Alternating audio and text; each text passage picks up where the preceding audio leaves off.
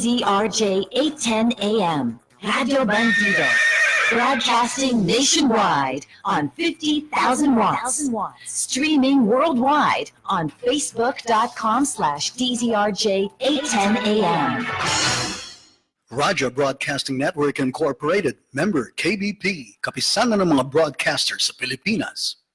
We welcome comments from our listeners, whether it be on issues or our programming. Our phone numbers are 897-8374 and 895-4460. You can also email us your suggestions on our programming. DZRJ 810 AM, the voice of the Philippines, heard nationwide and all over the world via the internet streaming, which can be accessed via rjplanet.com. We repeat, our phone numbers are 897-8374 and 895-4460. Thank you for listening. DZRJ 810 AM is committed to bringing you the latest updated news that's important to you throughout the day. The Philippine Star is the trusted source for accurate, in-depth news coverage. DZRJ 810 AM, the voice of the Philippines, is proud to join forces with the Philippine Star, ensuring that you get the most accurate, trustworthy, and timely news that you can use all day long. The voice of the Philippines and the Philippine Star, teaming up to bring the news to you.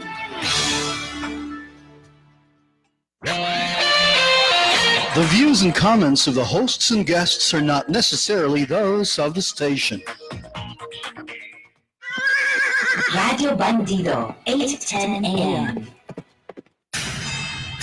Para sa mga pulpul, para sa mga abusado, arogante, walang kwentang nilalang, nagtatago sa titulong public servant, empleyado ng gobyerno o politiko, at kahit sino ka pa, yan ang tunog na lalatay sa'yo. Walang sisinuhin, walang sasantuhin, basta't tiwali, gigisahin ni Percy Lapid, si Percy Lapid, dito sa Lapid Fire. Lapid Fire! Percy Lapid, matatag na sandigan ng mamamayan, pader na di kayang gibain, ni naman kahit mga ulupong sa pamahalaan. Lapid Fire! Lapid Fire! Lapid Fire! Dito sa DZRJ 810 AM.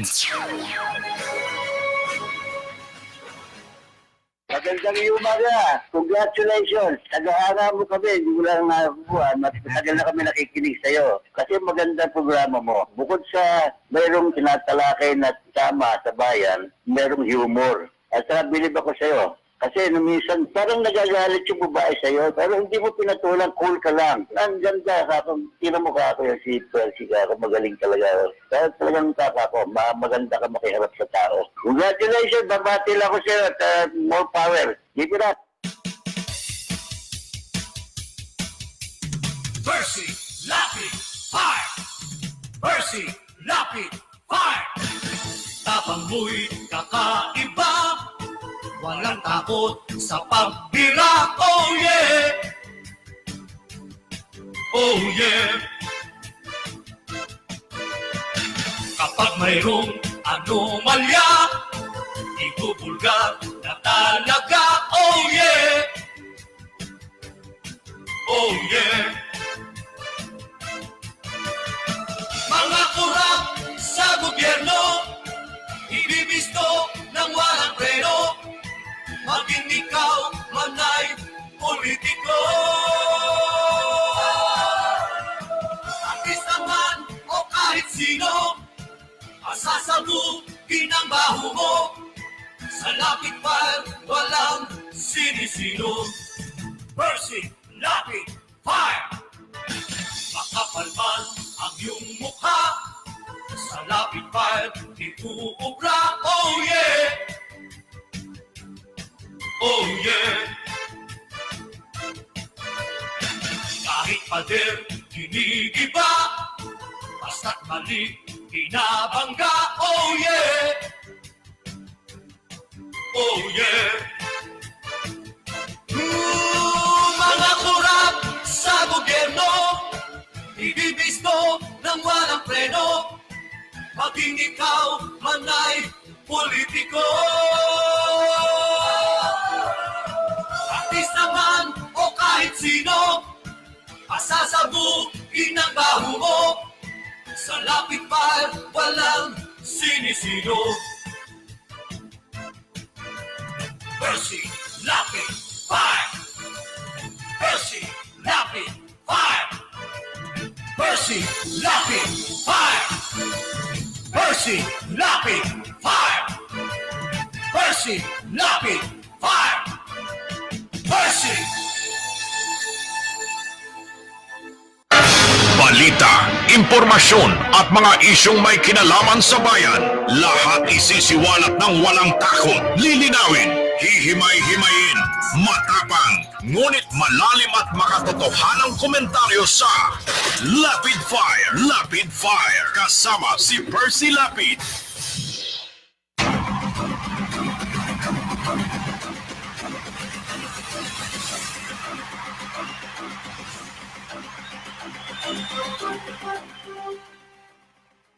Magandang gabi po mga kaibigan. Ito pong muli si Percy Lapid para po sa palatuntunang Lapid Fire.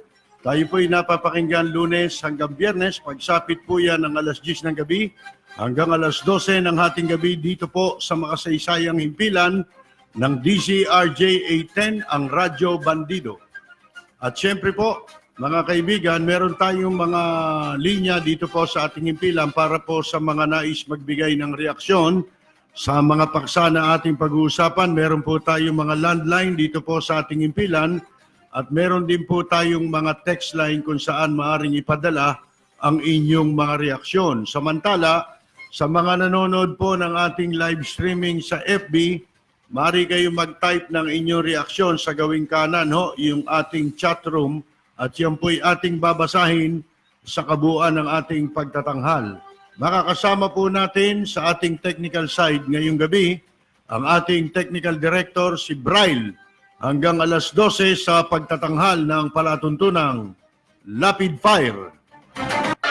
Balita, impormasyon at mga isyong may kinalaman sa bayan. Lahat isisiwalat ng walang takot. Lilinawin, hihimay-himayin, matapang, ngunit malalim at makatotohanang komentaryo sa Lapid Fire, kasama si Percy Lapid.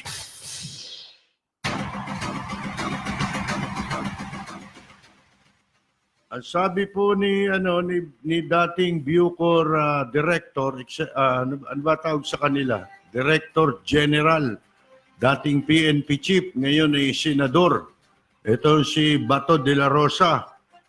Doon daw sa panahon niya, mga kaibigan, sa kanyang pamumuno bilang Director General ng Bucor o ng Bureau of Corruption Correction, wala daw tilapia sa panahon niya. Gaya ng ibinulgar sa Senado. Kung sa bagay, hindi na ho pagbubulgar yan sapagkat yan ay matagal na pong nangyayari, mga kaibigan, yung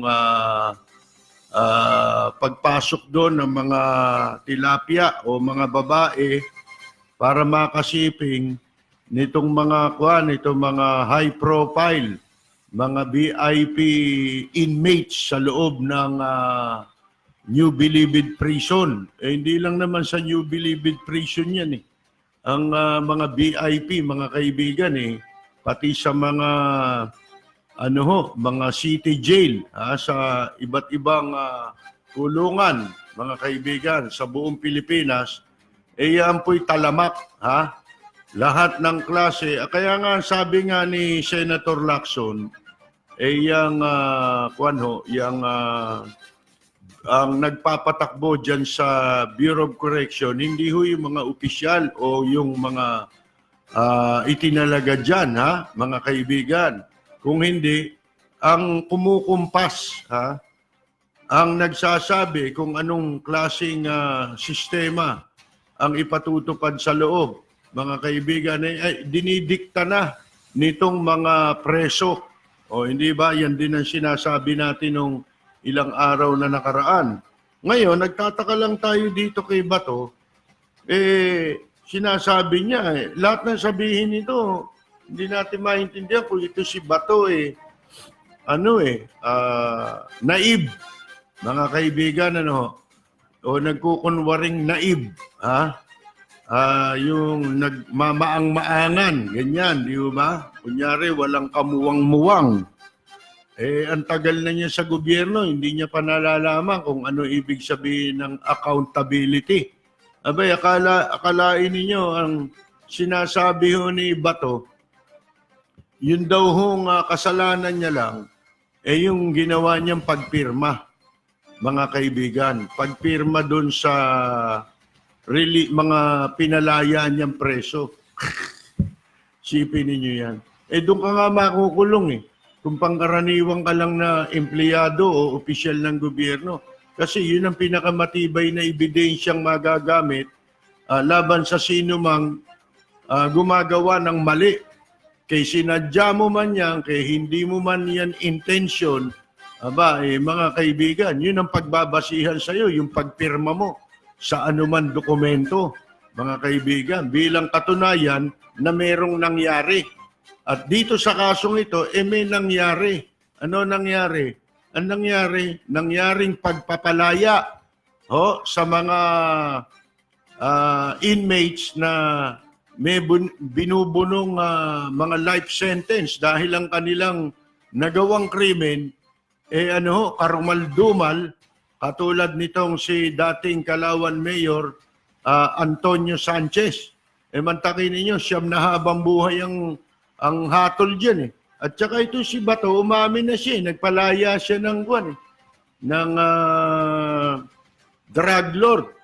Ano ho yan Di ba ang tawag dyan self-incriminating, mga kaibigan, na statement nila. Tapos sabi niya, wala nga po yan panahon pa noong nakalipas na pamunuan, ang tilapia na yan. Ba? Paano naging kapanipaniwala yun? Isipin ninyo, ibig niya sabihin, sa nakalipas na panahon, nagkaroon ng tilapia. Sa panahon niya, nawala. Pagkatapos, sa panahon na naman ni Paeldon, meron na naman. Meron siya't nawala, mga kaibigan. Pareho din yung kaso niya sa kaso ni Paeldon. Yung pagpapalaya sa mga preso na ginamitan nila ng GCTA, na dispalinghadong implementing rules and regulation na ng batas, mga kaibigan, na binaluktot. Ayan ho, Ngayon, sabi niya,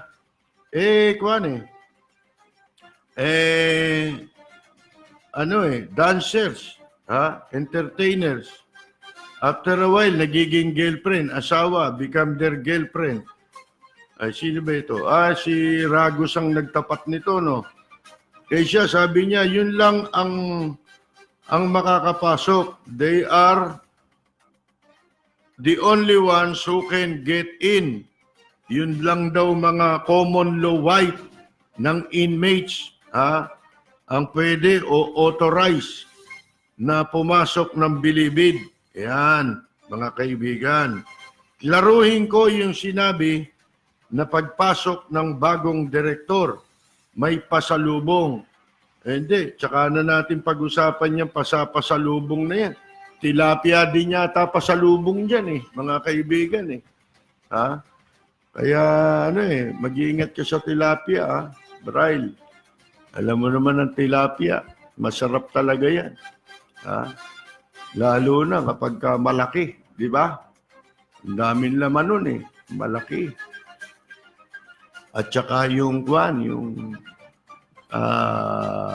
tawag dito, yung mga iba-ibang mga pribileyo na ibinibigay po sa mga preso. Ayan. Ibig palabasin ni Bato na sa panahon niya, banal lahat ang preso ron, tsaka yung mga Bucor employees and officials, mga kaibigan. Puro sila mababait sa panahon ni Bato. Kanina lang pinagtatapat nitong si Aaron Aquino, narinig ko sa balita na talamak daw ang pag-recycle ng droga sa Philippine National Police. Yan na nga yung tinatanong mga kaibigan matagal na. Ang dami nilang nahuling droga simula nung ilunsad yung gera laban sa droga, ito si Bato, matatandaan nyo, nagpunta pa yan sa Bureau of Correction nung siya ang PNP Director. At saka maraming sinasabi ito. Ngayon, patayin nyo ako niya kung hindi totoo sinasabi ko. Wala kang totoong sinabi. Kasi nung naupo siyang PNP Director, puro susuntukin yung mga pulis na mga tarantado. Mga kaibigan, puro hinahamon niya ng suntukan. Babarilin, gugulpin, kung ano-ano. Wala naman nagkatotoo ron eh. Wala yatang naparusahang pulis sa panahon ni Bato eh. Mga kaibigan eh. Dahil lahat ng gawin ng pulis nun, tama eh. Dahil siya ang nagsasabi. Kung tama o mali. Siya ang barometro ng tama at mali, mga kaibigan. Ngayon, ito yung tilapia. Ano ito? Ano ito yung sinasabi ni Bato na sa panahon niya bilang Bucor Director, wala raw tilapia ron. Hindi niya raw alam yan. Meron doon? Tahong. Ano ba masarap? Yung tahong o yung tilapia? Masarap din yung tahong pag maliit. Ako hindi umakain ng tahong na malaki. Gusto ko yung maliit. Masarap yun eh. Kasi pag malaki yung tahong, yung maraming buhok, di ba? Yung kainin yun eh. Tinatanggal ko yung kahit maliit yung tahong, tinatanggal ko yung buhok. Ano kaya to si Bato? Tonto? Tawag dyan, tonto eh. Mga kaibigan eh. So, ito namang sinasabi ho ni Senator Lacson, kapareho din ho nung sinabi natin ng mga nakaraang programa natin, yung mga high-profile inmates ang merong control sa bilibid. At balita ko, sabi nila yan. Sana totoo yan kasi kung hindi na naman magkakatotoo itong may mga bagong testigo raw na iaharap sa investigasyon ng Senado, mga kaibigan. Wala na yun eh, recycle na mga testigo yun, sila Ragos, mga kaibigan. Lahat yung gagawin nun para makalusot sa kaso eh. Hindi ho ba? Lahat sasabihin nun eh. Para siya ma-absuelto. May kaso yun eh. Yun ang kakutsaba ni Dilima nung araw eh, sa katarantaduhan dyan eh, sa Bucor. Ang dami kong narinig na masamang balita laban dyan kay Ragos. Ngayon, ito, sana yung sinasabi nila na merong mga bagong ihaharap daw na testigo, mga kaibigan. Sana, maging kapanipaniwala naman itong mga susunod na testigo. Dahil doon sa nakaraan nga, nahaluan pinaghalo na Yung kung nangyayari ngayon, ibig sabihin, nangyari dati yan. Pinagpatuloy yan. Alam na natin yung nangyari sa panahon nila Dilima Hindi na tayo interesado ron At saka kung ano man yung nangyari doon, di kasuhan nyo sila kung talaga may mga paglabag sila. Di ba? Hindi yung paulit-ulit lang nating mapapakinggan dyan. I-recycle lang natin sa Senado. Yung pong dati ng mga pinagsasasabi nitong mga testigo. Dapat iba naman ang sabihin nito. Hindi ho ba? Katulad nung nagtataka pa ba kayo? Bakit yung Kenneth Dong, yung sangkot doon sa Shabu nila Paeldon, kung matatandaan ninyo, sa nahuli yun? Hindi ho ba nahuli yun sa Katarungan Village? Ano ba yung Katarungan Village? Yun ho, compound din yun ng New Bilibid Prison Bali, sakop yun nung lote, nung malaking lote ng New Bilibid Prison. Merong subdivision doon, ang pangalan, Katarungan Village. Yun, para sa mga empleyado ng mga ahensya na nasa ilalim ng Department of Justice. Kasama dyan yung mga National Prosecution Office, yung mga piskal, mga empleyado ng DOJ, Pagkatapos yung mga attached agency nga, kamukha ng National Prosecution Service, yung Bureau of Corrections, National Bureau of Investigation, Bureau of Immigration. Yan, mga ano dyan, yan ang mga entitled na makakuha at mabigyan ng kuwan dyan, pabahay dyan po sa Katarungan Village na yan. Kung matatandaan ninyo, dyan nahuli si si Kenneth Dong, hindi ba? Pero pagkatapos nun, na iharap sa media yan, di ba, kinwestiyon nga natin, bakit of all places, doon nahuli si Kenneth Dong sa loob ng Katarungan Village. Samantalang yun, Department of Justice ang compound na yun, mga kaibigan. Bakit doon nahuli? Sagot ng NBI dyan? Sinulat ko yan sabi nila, the following day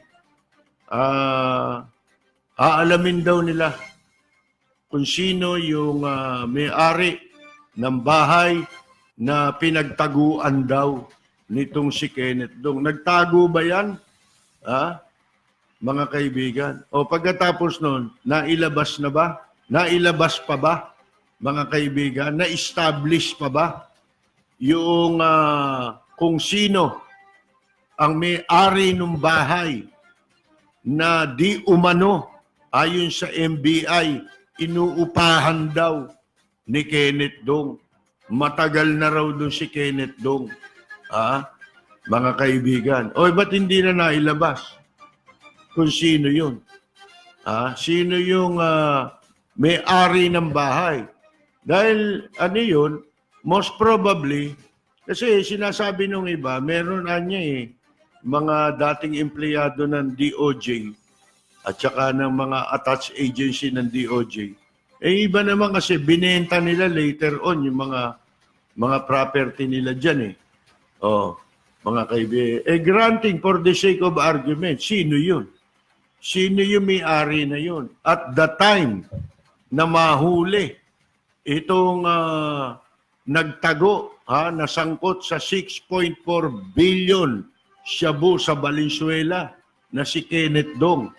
Sino yung tinuluyan niya ron?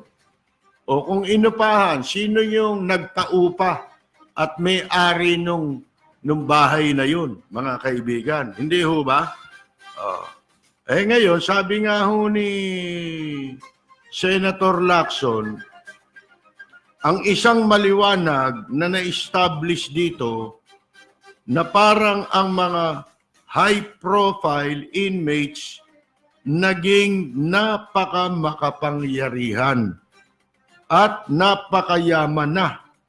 Sila na halos ang nagpapatakbo ng kulungan. Sa madalit sabi, dito po sa Pilipinas, talagang pera-pera Tingnan ninyo Yung pong mga inchik, di ba, na nagpupunta rito. Sila pa matapang, napapanood ninyo yan pagka nahuhuli sila. Ngayon, may nahuli na naman daw sa Pasig, Pogo. Illegal yung mga pinatatakbong opisina nito. Ito naman dito, ewan ko kung ano yung tinatawag nilang currency na yun. Mga kaibigan, yun naman ang nininegosyo rito, bagamat sila'y nakarehistro sa Securities and Exchange Commission, hindi sila allowed na mag-engage sa ganong negosyo na natuklasan dito sa Pasig. Mahigit yata 200 yung inchik doon. Eto, may babalita ako sa inyo Napag-uusapan natin yung inchik, di ba? Mamaya, ay babalita natin yan. Ngayon, eto ho dito sa atin, tinan ninyo yung mga foreigner. Hindi lang inchik pati yung mga itim. Mga itim, kanina may nahuli na naman parang tungkol yata sa pagbili naman ng mga bank account. Halimbawa, meron kang account sa bangko, kaya gusto mong mag-open ng account sa bangko, baka yun ang sindikato nila. Pagbubukasin ka nila ng bank account, pagkatapos yung bank account mo, ang gagamitin nila sa scam, mga kaibigan. Hindi ba? Kasi hindi sila pwede dahil foreigner sila. Mahirap silang makapagbukas ng savings account nila. Ngayon, pati yung mga yan, puro krimen ang ginagawa dito. Pero papansinin ninyo, ang mga batas dito sa atin, masyadong malupit para sa sariling mamamayan. Pero pagdating dyan sa mga dayuhan na yan, ay napakaluwag ng ating batas at ng mga nagpapatupad ng batas. Katunayan pagkaho sila, itong mga tayo pala, pagka tayo mga Pilipino pumunta sa ibang bansa, pagkatapos nakalabag ka ng batas doon, may ginawa kang paglabag sa batas. Hindi ba nakikita naman natin yan, napapabalita. Halimbawa na lang, yung mga courier, yung ginagamit na mule, drug mule, mga kaibigan. Ilan na yung nahuling yan, di ba? Kung saan bansa. Dito sa Asia. Halimbawa, sa China. Binibitay sila, di ba? Binabaril sa ulo, mga kaibigan. Pati sa ibang bansa. Bakit tayo? Di ba, hindi nga tayo pwedeng makiusap sa ganun. Dahil meron silang batas, mga kaibigan. Hindi nga pwedeng maipakiusap Di ba? Yung mga ganong klase ng kaso. Bakit yun? Naipapatupad sa kanilang batas, sa kanilang bansa. Dito gawin mo yung ginawa ng Inchik. Gagawin ng isang Pilipino yung ginawa ng Inchik. Malupit ang batas doon. Parehong kaso Diba? Nagmaneho ka, lasing ka, wala kang lisensya, naka-aksidente ka. Subukan mo yung ginagawa ng mga Inchik na yon, ipagawa mo sa Pilipino. O kaya sa Pilipino nangyari. Sa palagay nyo ba, ganun ang kaparehong treatment ang gagawin? Ultimo ang bibili lang sa tindahan dito, napatay pa di ba? Dahil sa kampanya ng, yung ipinagbabawal yung tambay. Mga kaibigan, ganun kalupit. Ordinansa lang yun. Sipin ninyo, yung pinakamababang klase ng batas yan, ordinansa. Kasi yung ordinansa, kung saan lugar lang, doon lang effective yun. Kung walang ganong ordinansa sa ibang lugar, walang paglabag. Isipin ninyo. Pero sa mga Inchik, di ba? Kahit na lumabag tsaka nagtataka ako Yung mga pogo, yung mga sugalan ngayon dito na mga Inchik, tinan mo hanggang sa loob ng bilangguan, sila ang bida, mga kaibigan, sila nakakalaya.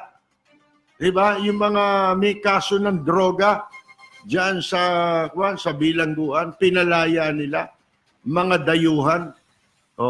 Hindi ba? Yung mga yung mga Chinese na nahuhuli dito sa droga, wala na nangyayari sa kaso May nababalita pa ba kayo?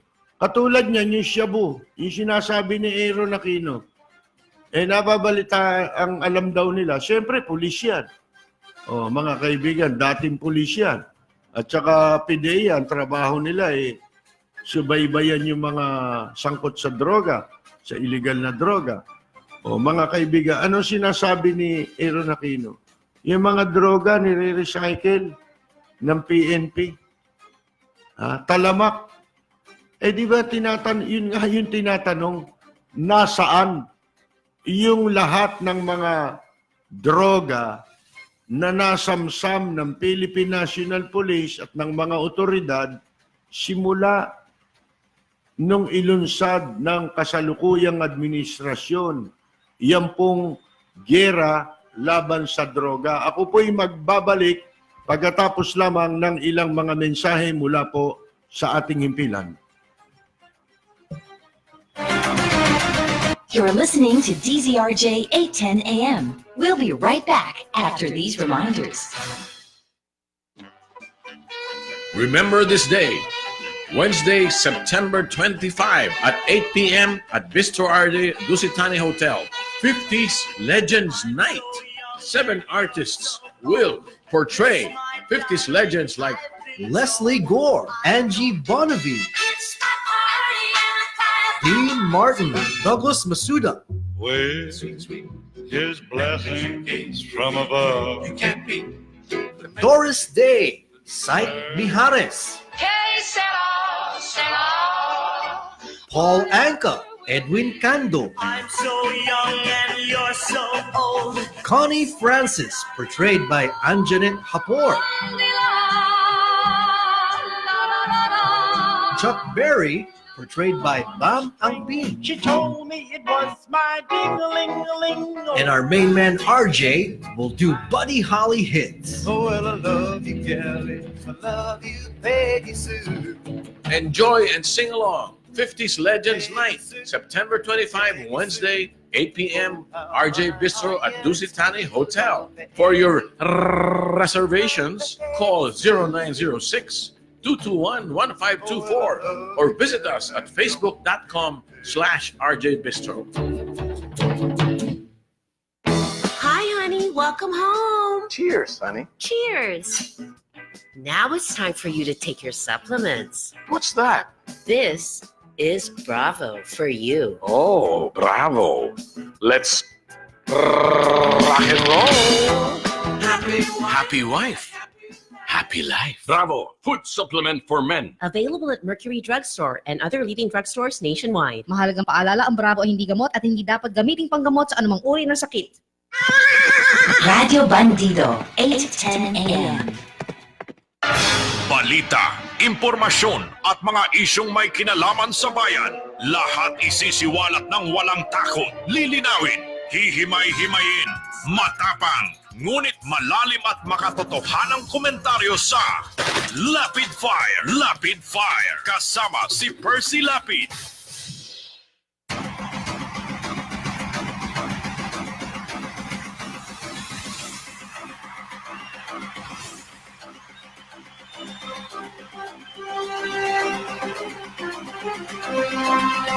Bago po tayo magpatuloy, mga kaibigan, ito, nakikita ninyo sa harap ko. Uusog ko, ha?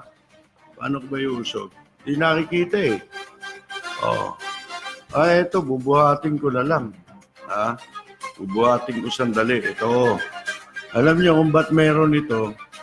Birthday ngayon ni Arlene Tañedo Barrias, yung katropa nating nasa Amsterdam, wala akong mabili na malapit-lapit dito. Ito na lang ang nabili natin, mga kaibigan, no? Dahil birthday ngayon ni Arlene. Sino pa ba mga may birthday?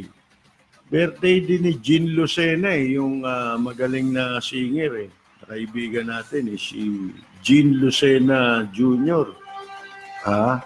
Tsaka siyempre si Arlene ang may birthday ngayon. Kaya dahil birthday ngayon ni Arlene, ito pasensyahan nyo na itong handa ko. Kahit wala ho siya rito, mga kaibigan, tayo ho nakiki-birthday sa kanya. Kaya dahil birthday ngayon ni Arlene Tañedo Barrias, narito ang ating pagbati. Para sa nagdiriwang ng kanilang karawan, happy birthday ang bati ko, ang bati namin sa iyo. Nawa ay lumigaya ka.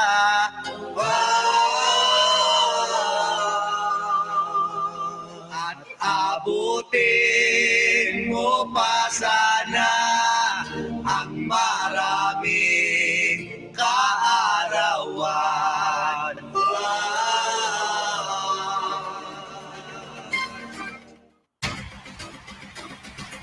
Ayan ho, mga kaibigan, birthday ni Arlene. Wala rin tayong kandila, kaya ito nahihipa namin. Ayan. Walang kandila dun nagbebenta sila ng cake. Dapat meron silang kandila, di ba? Ngayon, saan ba tayo? Tayo ngayon pala, kasi expected natin, di ba, dahil may announcement nga po dito sa ating himpilan, na simula ngayong araw, ay test broadcast na po ng mga palatuntunan na inyo pong napapakinggan at sinusundan dito po sa himpilang DCRJ, ang Radyo Bandido. Test broadcast na mapapanood tayo sa telebisyon. Dahil ang ating pong radyo broadcasting ay meron pong television station hindi ba? Ang RJTV. So ngayon, pinagsanib po itong puwersa, pero ngayong araw ay nagsimula tayo sa TV Plus. Nasa TV na rin tayo, doon sa mga merong TV Plus. Mapapanood tayo. Bukas pa ho yata tayo mapanonood sa cable, sa Sky Cable bukas. Sa Sky Cable po, ang RJTV ay Channel 19, bukas. Pero ngayon, napapanood din tayo doon sa television na meron pong gumagamit ng TV Plus. Sa cable naman, bukas pa tayo magsisimula, mga kaibigan. So, yan pasensya na ako yung nagkamali doon sa announcement natin. Bukas pa ho tayo mapapanood sa cable. At nais ko rin ibalita, baka may mga nakakakilala. Ito'y matagal ko nang kakilala ito, naging kaibigan natin. More or less 20 years na nating kakilala ito at naging kaibigan. Pumanaw na. Katunayan, nakikinig siya rito sa ating programa. Na minsan siguro nakikita ninyo yung mga nanonood sa atin sa live streaming kasi nalalaman ninyo kung sino yung nanonood. Paminsan-minsan before election after election hindi ko na napansin na nanonood siya. Before election madalas ko makita na nanonood siya at binabanggit pa nga natin siya. Si Fiscal Art Cruz, retired ho siya na prosecutor ng Pasay City. Dati ho siyang fiscal sa Pasay City. Nagretiro yata siya, early 90s. Kaya tayo po, baka may nakakakilala kay Fiscal Art Cruz, sa mga nakakakilala. Pinagbibigay alam namin sa inyo na siya po ay pumanaw na kanina yata. Saninang atake sa puso. Nakikiramay po kami sa mga naulila ni Fiscal Art Cruz. Kaibigan natin yan mga katropa natin yan sa Pasay City, mga kaibigan. Nakikiramay kami, pero bukas pa yata dadalhin yung kanyang labi sa punerarya. At ang pagkakaalam ko sa Holy Trinity, dito yan sa may Sukat Paranaque, mga kaibigan. Malapit na rin sa sa Manila Memorial Park. Malapit-lapit na rin. Holy Trinity dadalhin. Bukas pa ho ang mga labi ni Fiscal Art Cruz. Arthur ho ang pangalan nun Art Cruz.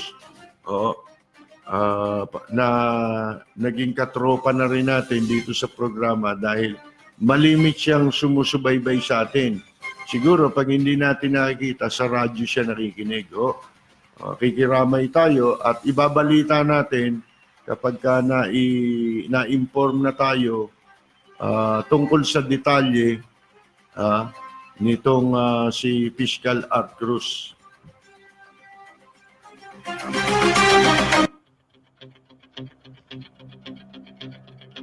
Walang preno kung bumatikos. Malalim at makatwirang komentaryo. Mag-ingat ang mga politikong gumagawa ng kalokohan at baka kayo ay tamaan ng Rapid Fire.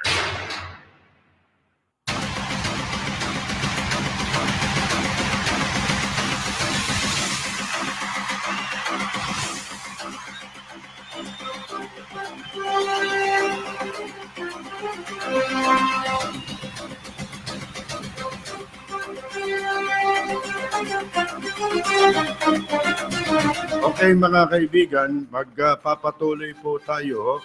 Alam nyo, nakakalungkot dito sa ating bansa, ano? Sapagkat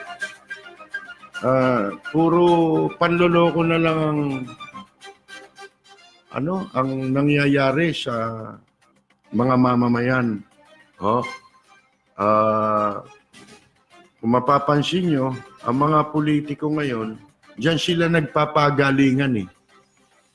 Kung sino ang pinakamahusay manloko.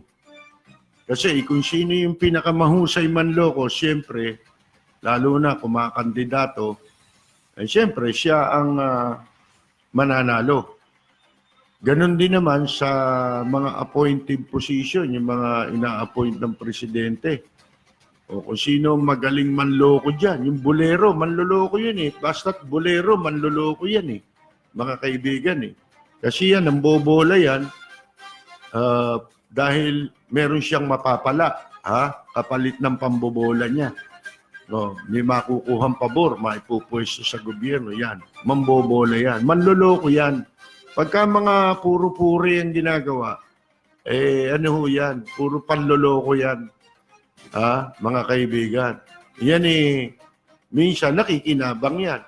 Tayo ho, hindi naman natin layunin na kung bakit natin sinasabi yung mga kamalian sa gobyerno, layunin ba natin nun kalabanin yung gobyerno? Ba hindi? Kaya natin sinasabi yung mali para malaman nila. Lalo na kung malaman nila na mali yung ginagawa nila at para magkaroon sila ng pagkakataon, itama mo yung mali. Hindi ba? Dahil unang-una, katulad niya, sila Bato na yan, may mga kuwan yan eh. May mga accountability kayo. Akalain mo, ikumpara sa waiter. Yun daw, bakit daw sa kanya magagalit? Kasalanan lang daw niya, pumirma. Yun na nga yung accountability mo eh. Yung pagpirma mo eh. Lahat ba nakakapirma? Hindi. Kung sino yung pumirma, yun na may pananagutan. Akalain mo, ikumpara sa waiter. Bakit daw sa kanya magagalit? Dapat daw, sa cook ka magalit kung hindi ka nasarapan sa inihain ng waiter na in-order mo. Ang pagalitan mo raw yung cook. Hindi, bagay yun sa waiter kasi bagay sa kanila yung sinasabi mo. Wala silang accountability. Pero hindi bagay yun doon sa accountability mo. Kinukumpara mo yung sarili mo sa waiter, mga kaibigan. Isipin mo. Gaano katagal siya? Isipin mo, nag-PMA yan.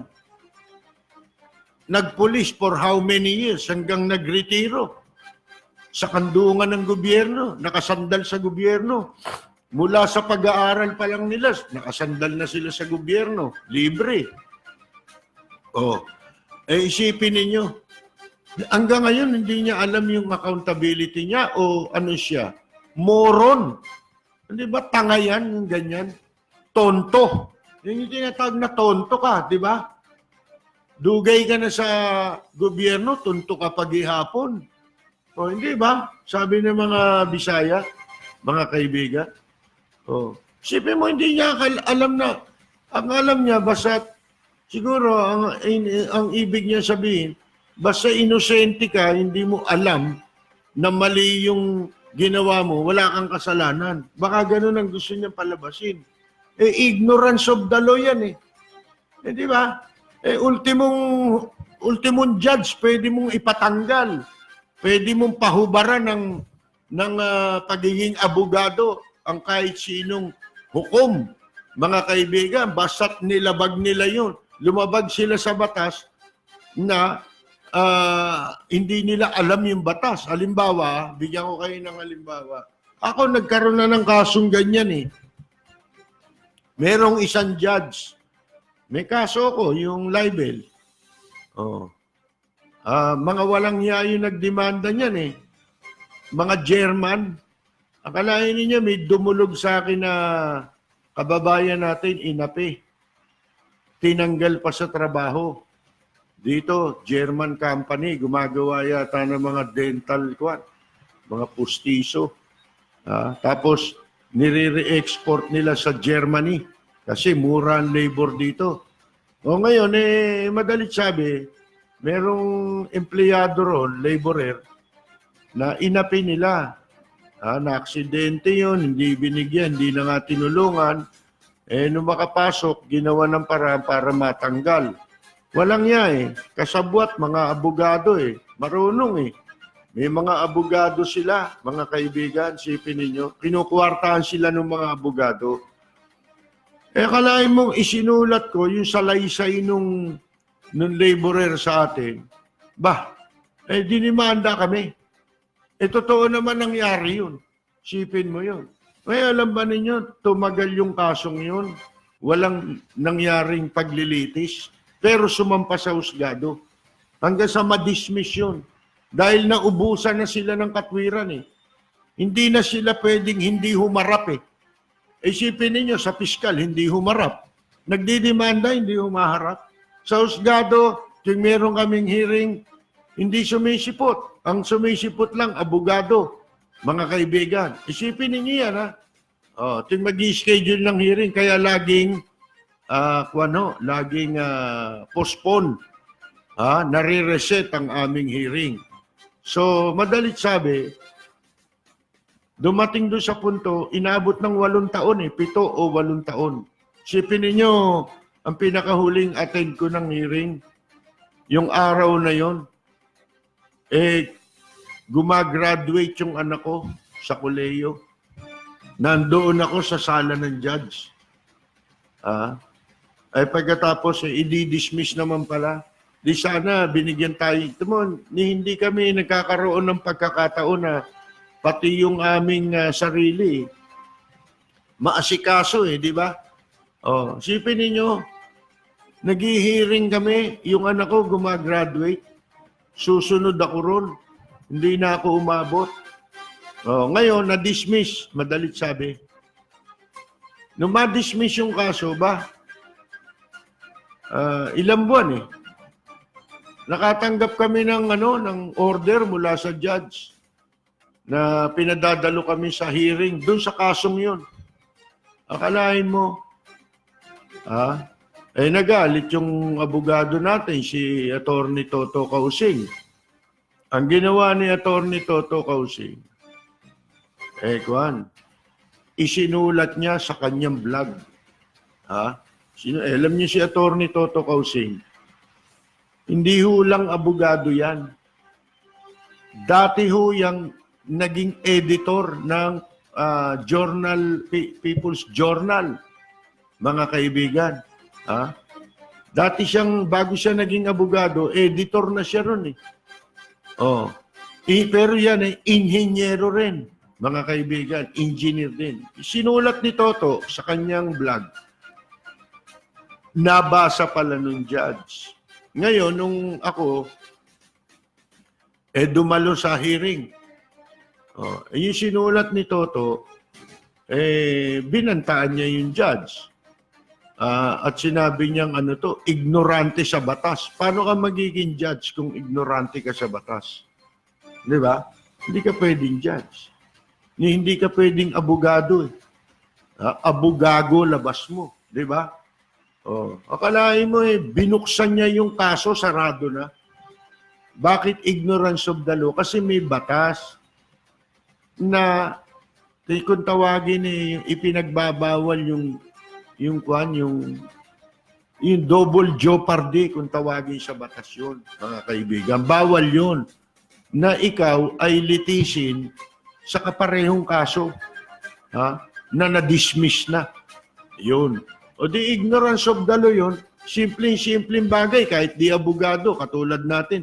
Alam natin yun Kaya nung tumanggap ako, sabi ko, di ba ignorance of the law yan? Attorney, double jeopardy yan.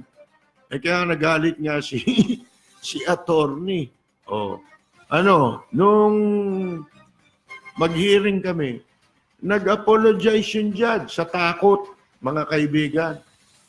Sa takot niya, nabasa niya yung sinulat ni Toto.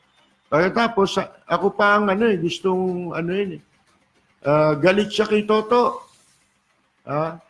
Ang dumating na abogado, dahil may hearing sa ibang kaso si Attorney Causing, nagpapunta siya ng kanyang associate na abogado. nung pagdating ko, sabi, saan yung abogado mo? Sabi ng judge, malumanay pero makikita mo kargado yung tao, galit. Sabi ko, parating na ho, judge. Sabi, tawagan mo. Sabi, doon sa labas, tawagan mo. Di tinawagan ko. Sabi, parating na dyan yung isang abogado natin. Sabi ko, parating na ho. But nung dumating yung abogado, si Attorney Pelayo, dumating. Sabi ng judge, pinagalitan niya yung attorney, hindi niya alam, hindi yun si Attorney Kausing. Sabi, paano ito? First of all, sabi niya, I would like to apologize to Mr. Lapid. Nag-apologize kagad siya. Bakit? Mali eh. Matatanggal siya. Mga kaibigan eh. Sipin mo, isang kasong dismiss na, binuhay mo. Kasi yung nag-dismiss ng kasong yun, yung judge na pinalitan niya. Siguro siyempre, ano pa suspecha mo ron? Bakit mo bubuksan ang isang kaso? I-risk mo yung iyong profession? Ano kapalit? Di siyempre, ang iisipin agad doon, corrupt ka. Nilagyan ka. Yun ang iisipin, kahit hindi ka nilagyan. Pero sinong maniniwala sa'yo na hindi ka nilagyan? Hindi ba? Isipin mo, labag sa batas yun eh. Double jeopardy yun, sa Constitution yun eh. Hindi ba? Walang sino man ang pwedeng litisin sa isang kaso na na-dismiss na. Mga kaibigan, isipin mo, paano niya nabuksan yun kung walang kapalit yun? Hindi ho ba? Kahit na sabihin niya, ipagpilitan niya pa na siya hindi nalagyan, walang maniniwala sa iyo. Ultimong Korte Suprema, hindi maniniwala sa iyo. Bakit? Minilabag kang batas. Labag sa batas yun. Ito yung sinasabi natin dyan sa kaso ni Bato. Hindi mo po pwedeng ikatwira na gano'n. Pumirma lang ako eh. Yun nga yun eh. Doon ka nga pinapananagot sa pagpirma mo. Yung pagpirma mo ay katumbas ng pagpapalaya sa mga kriminal na nahatulan sa kasong karumal-dumal. Hindi ba? Sasabihin mo ngayon, kasalanan ko, pumirma lang ako. Kita na ninyo. Asan ang tilapia? Walaan niyang tilapia. Ngayon meron tahong. Mga kaibigan, di ba? Ngayon, yan sinasabi ko. Kasi, katulad niya si Bato. Ba't ba sumikat si Bato? Sa panluloko, di ba? Ng social media. Ito lang ang payo natin ngayon, ha? Ito, nakikita na natin ang mga nangyayari ngayon. Medyo nagkakasala-salabat. Kasi po, yung umpisa maganda na sana. Sa umpisa pa lang, marami na tayong sinabi, ibinabala. Kung ginawa lang ho, mga kaibigan, tagumpay na tagumpay, nasisiguro natin ng tagumpay. Ngayon walang kasiguruhan kung magtatagumpay sa nalalabing 3 taon, mga kaibigan. Hindi ba? Kita mo niya, anong nilikha lang? Nito sila Bato, nilikha ng isang, ng isang sa social media. Nitong mga fake account, na ganyan. Kung pinupuri. At itong mga tao, natangay nitong mga fake news. Magaling anya itong si Bato. Naniwala. Yun ang mahirap Sabi ko nga sa inyo, iyan ngayon ang trend Kita ninyo si Erap, mananalo ba yan? Paano siyang nanalo? Sa pagalingan, sa panluloko sila nanalo. Mga kaibigan, isipin mo, paano mo bang babawiin yan? Halimbawa, si Bato. Hindi nga karapat dapat maging senador, nakita ninyo?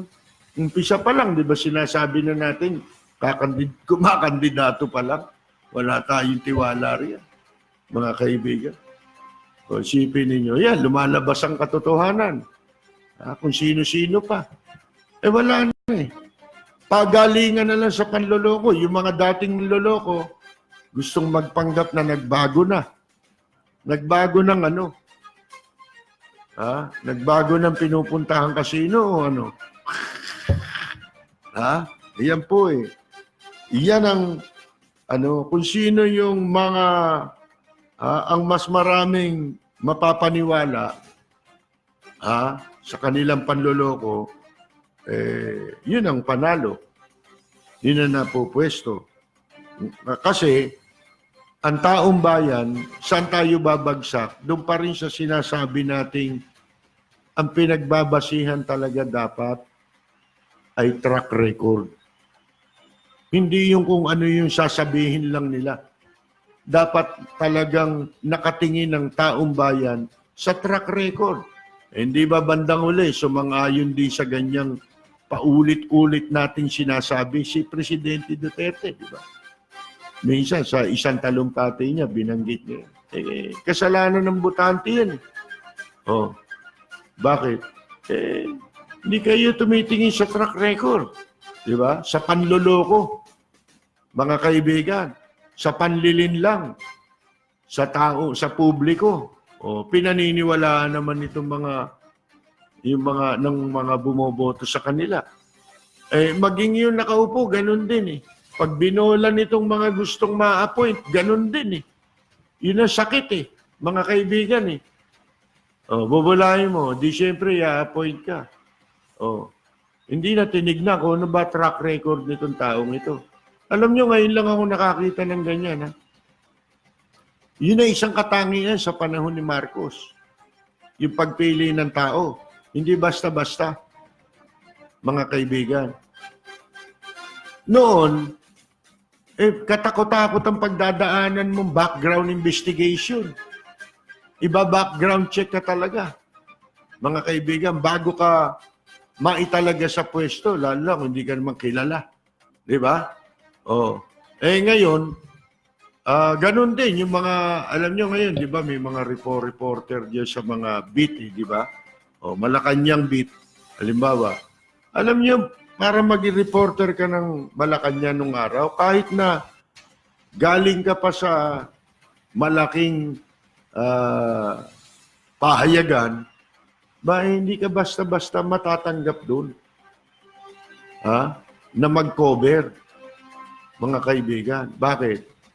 Iba-background ka. Hindi mo alam, mga kaibigan. Kasi baka maging panganib ka doon sa gobyerno. Kailan nagkaroon ng luwag yan? Nung panahon na ni Cory. Okay naman yun. Wala namang masama kung hindi natin minamasama yun. Ini-example lang natin kasi mas importante yung sa paglalagay ng mga nasa gobyerno. Ini-emphasize ko lang kung gaano kahigpit sa panahon ni Marcos noon. Kaya imposible kang mapalusutan ng gunggong. Imposible kang mapalusutan ng mga ang diploma gawa lang sa rekto. Dito nakalusot lahat Smuggler, sangkot sa droga, nakapasok sa gobyerno Hindi ho ba? Yung ba nag-iingat? Ba't nagagawa yan? Bakit nangyayari yan, mga kaibigan? Kasi, yun nga, kung sino yung magaling manloko, pagalingan sa panloloko, sa pambobola, pang-uuto, yun ang tinatangkilik, hindi ho ba? Pero bago tayo magpatuloy, pakinggan natin muli ang ilang pang mga mensahe mula po sa ating himpilan.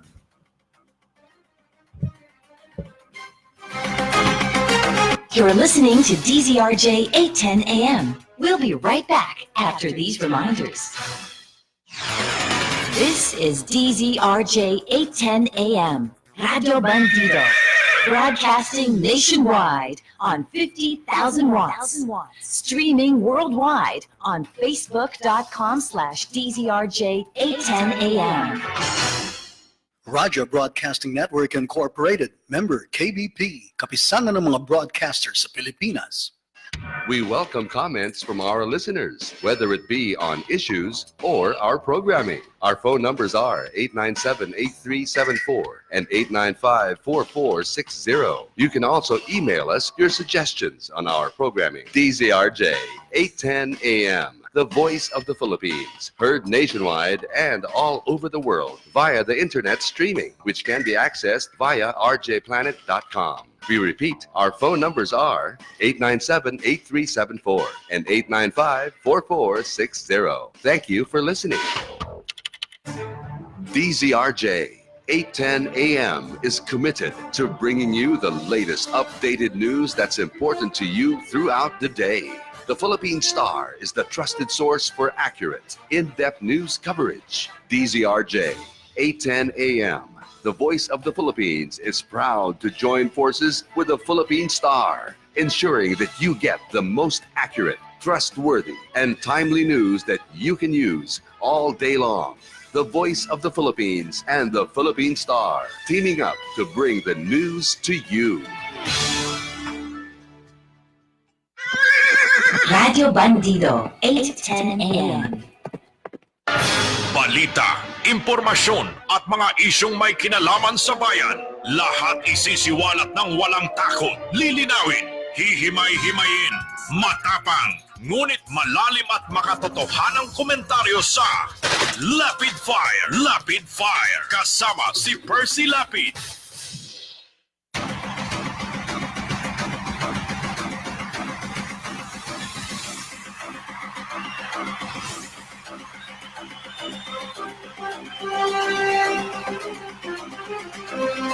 Magpapatuloy tayo pero may mga may mga birthday celebrator pa tayo ha.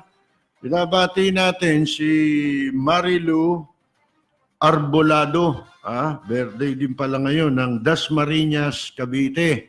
At meron kami gustong batiin, ngayon ko lang naalala, si Ka-LV de Guzman. Ang alam ko nasa California sila kapatid yan ni Sister Grace de Guzman. Nabati natin si Ka-LV de Guzman at si Marilu Arboleda. Para sa nagdiriwang ng kanilang karawan,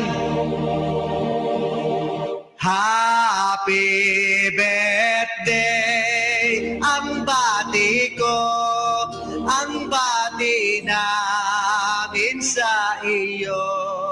Nawa ay lumigaya ka.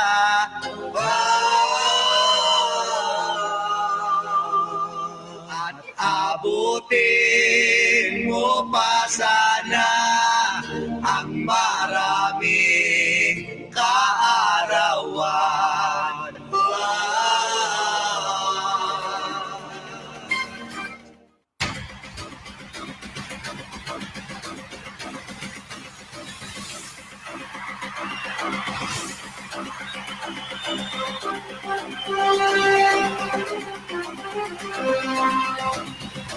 Magpapatuloy po tayo mga kaibigan. Ito babalita natin, kailangan malaman ninyo ito Kanina nasa column natin ito.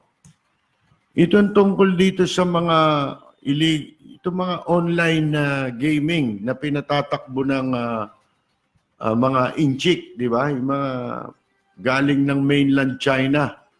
Kung tawagin natin sa programa natin, mga genuine inchik, di ba? Mga GI. Ngayon, kanina minahuli na naman. Meron tayong alam dito sa, marami pala yan. May mga nakausap tayo. Marami palang operator dito ng POGO, yung Philippine Offshore Gaming EC na yan. Operations, mga kaibigan, operator, POGO, Philippine Offshore Gaming Operators. Alam niyo yung mga POGO, marami pala dyan ang illegal, mga kaibigan, o walang hindi lisensyado. Hindi ba ang nagbibigay ng prangkisa niyan eh, nag-a-approve niyan eh, itong PAGCOR, di ba? Pero paano nangyari yan na hindi na-monitor ng PAGCOR? Balita ko, si Pale-Pale, yung kasama ni Trillanes sa China noon, may illegal na pogo. Kasama niya pa si Rico Mambo Bukol, na dating agent ututin, agent human smuggling, Rico, dyan sa immigration. Ayan. Yan ang bata ngayon pala ni Pale-Pale. Si Pale-Pale, ito yung kasama ni Trillanes na nagpunta sa China. Ngayon, ito alam ba ninyo sa Cambodia, isa-isa, dumadag sana ang umaalis na inchik. Ang dami palang inchik dyan, mga kaibigan, galing sa mainland China. Kumpara dito, mas marami dito. Pero doon, umaabot daw sila sa mahigit 200 200,000 mainland Chinese. At saka engage sila sa mga similar na ganitong activities, yung gambling activities, mga kaibigan, gambling business. Ngayon, ayon sa nabasa natin balita, nung August, ito lang yun, di ba?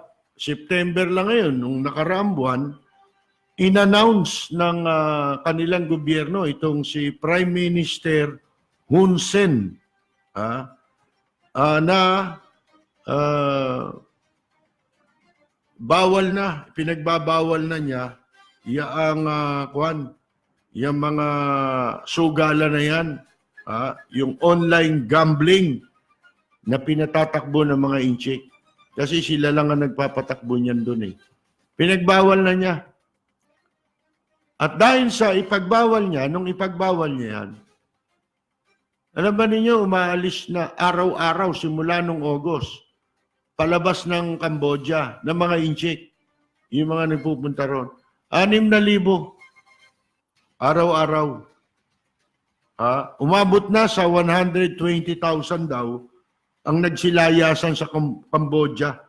Kasi, nung ipagbawal po ito ng presidente, ng prime minister sa Cambodia, sinabi niya rin na sinabi ng gobyerno na hindi na sila mag-i-issue ng permit o ng lisensya para sa mga gambling na yan. Alam niyo kung bakit pinatigil? Kasi lumalaganap ang krimen sa Cambodia. Anong klaseng krimen? Extortion. Kung di ako nagkakamali, siguro sa kanila extortion lang yun. Dito sa atin, kidnapping eh. Hindi ba? Kidnapping. Yan yung sinasabi natin noon. Isipin mo, pinapayagan mo, dumayo rito yan para magpalaganap ng krimen dito. Dito nila gawin yung krimen nila sa Pilipinas. At kung matatandaan ninyo, ito ayon sa balita, nasa news ito eh. Yung pong Chinese government, yung gobyerno ng China mismo, abay, suportado nila, winelcome nila itong desisyon, yung ginawang pagbabawal ng Cambodia sa mga online gaming. Sapagkat, alam nyo, dito sa atin, sinabihan din ng China ang gobyerno natin, di ba? August din niya, kung di ako nagkakamali, na ipatigil nyo na yan. Yung mga pogo-pogo na yan, yung online gambling na yan. Alam nyo pala kung bakit?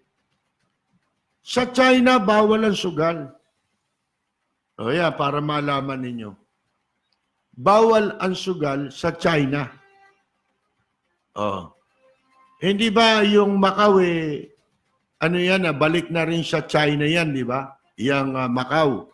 At saka, yang Macau, talagang ang negosyo dyan, wala naman negosyong iba dyan, kundi sugal Puro casino yan gambling capital of Asia yan Para ka nasa Las Vegas dyan mga kaibigan sa dami ng sugalan. Ultimo restaurant, kakain ka, may slot machine yata dyan Di ba? Parang sa Las Vegas, ultimong gasoline station, may slot machine.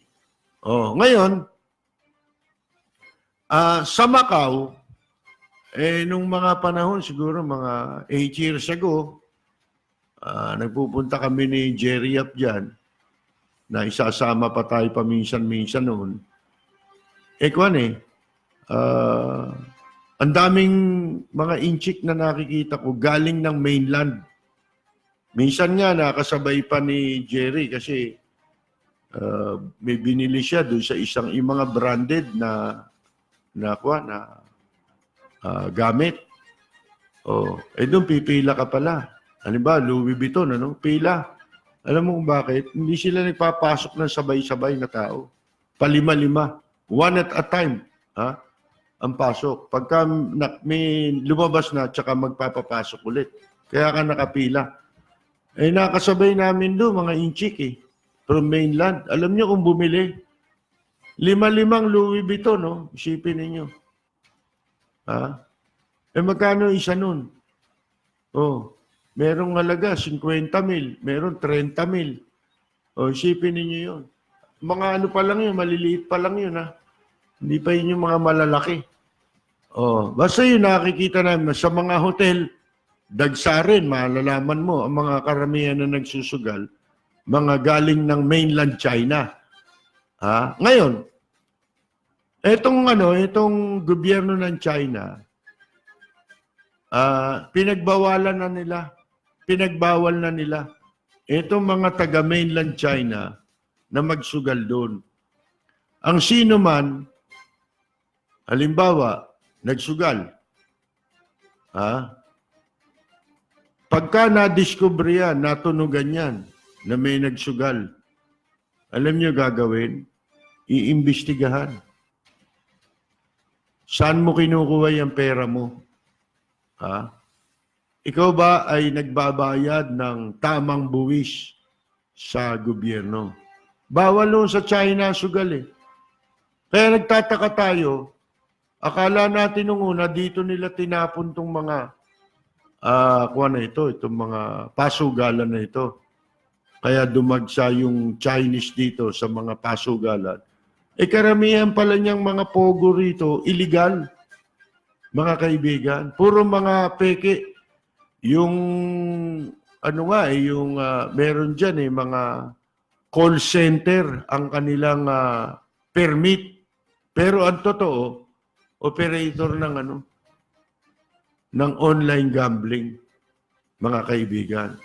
Ngayon, di ba, ang sabi rin ng China sa atin, ipatigil niya. Kaya pala sinabi ng China yun, sapagkat bawal talaga sa kanila yung sugal. Alam niyo kung bakit? Sinasabi nila at sinuportahan nila yung Cambodia at sinabi rin sa atin yan na ipatigil na ninyo yung online gambling na yan. Sapagkat marami ang naglalabas ng pera papasok doon sa mga bansa na meron silang online gambling. Ano tawag mo ron? Money laundering. Nilalabada yung pera. Sa madalit sabi, maraming kriminal sa kanila na pwedeng gamitin yan. At yan ang posibilidad na sindikato yan dahil nga maraming krimen na nangyayari dito sa atin na ang nasa likod, mga inchik din. Hindi ho ba? Mga kaibigan, money laundering. Pinapasok yung pera kasi magtataka ka. Nagtayo sila dito ng offshore gaming.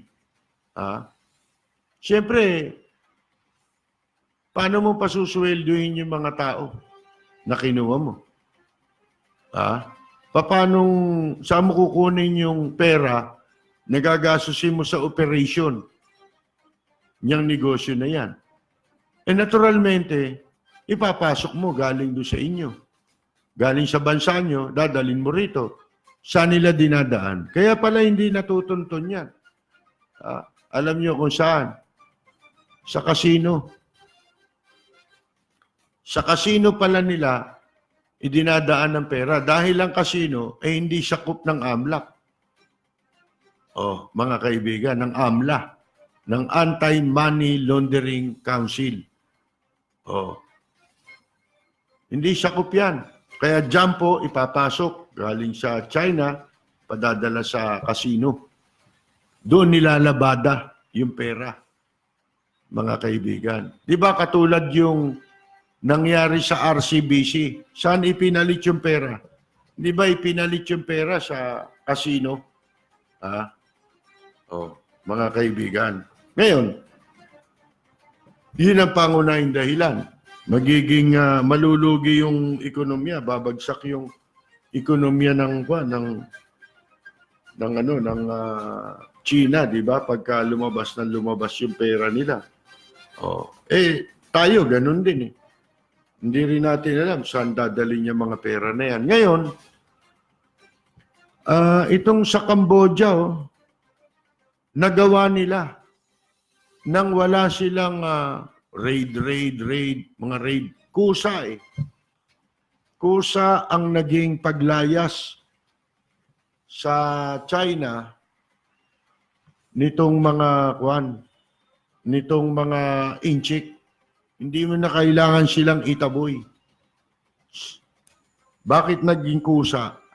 Nung hindi napayagan, hindi na sila pinahihintulutan na ngayon na makapagnegosyo ng sugala ng online diyan sa Cambodia. Ay kusa nang lumalabas ayon sa report. 6,000 yung Chinese nationals ang lumalayas na palabas ng Cambodia. Araw-araw 6,000. At meron ng 120,000 ang nagsilayasan sa Cambodia. Sipin ninyo yan. Wala na silang ibang pwedeng pasukin trabaho ron sa Cambodia. Dito sa atin, ang pagtaka natin, sinabi rin ng China yan sapagkat marami na nga sa atin nakapuna, sangkatutak na yung inchik dito. Lahat yan, pawang sinasabi sa option, online gaming, mga kaibigan, o gambling, online gambling. Mga kaibigan, puro ang purpose niya, online gambling. Di ba kinukwento ko sa inyo nung lumindol, naglabasan yung mga inchik dyan. Ngayon, mga kaibigan,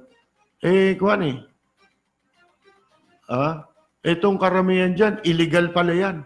Yung mga operation na yan. Pawang mga walang lisensya. Ilan lang pala ang nabigyan dito ng lisensya. Pero sangkatutak yan, sangkaterba yung mga Chinese na yan. Ibig sabihin, puro illegal nga ang mga negosyo. Hindi ba? Bakit hindi ipatupad ng Pilipinas yung payo ng China? Actually, mas gusto pala nila yun.